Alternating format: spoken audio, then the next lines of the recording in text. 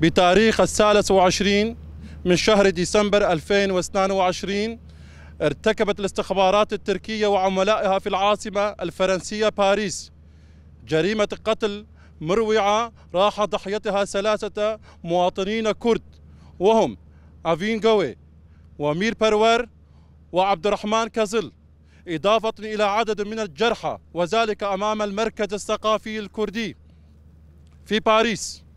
وأن هذه الجريمة تعيد إلى أذهاننا وأذهان العالم الجريمة المماثلة التي ارتكبت الاستخبارات التركية وعملائها بتاريخ 10 من شهر أول 2013 في باريس بحق 3 من المناضلات الكرد، ساكنة جانسيس، ليلى شالمز وفيدان دوغان.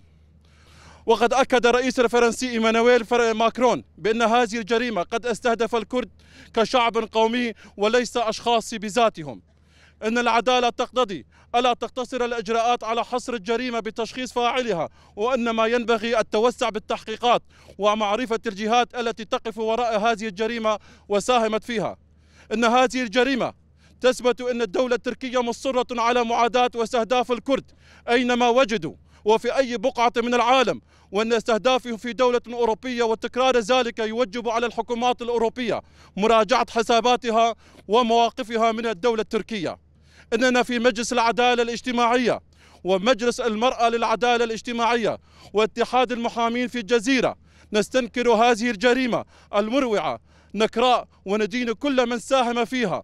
ناشد الحكومة من الحماية للكرد ومؤسساتها في فرنسا وفي تسارع أجهزة العدالة إلى القيام بتحقيقات جدية كافية للوقوف على حقيقة الأمر وكشف الجنات ودوافعهم الحقيقية على خلفية الجريمة الشنعاء، ومشاركة نتائج التحقيق مع الرأي العام وتقديم الجنات للعدالة لينالهم جزائهم العادل.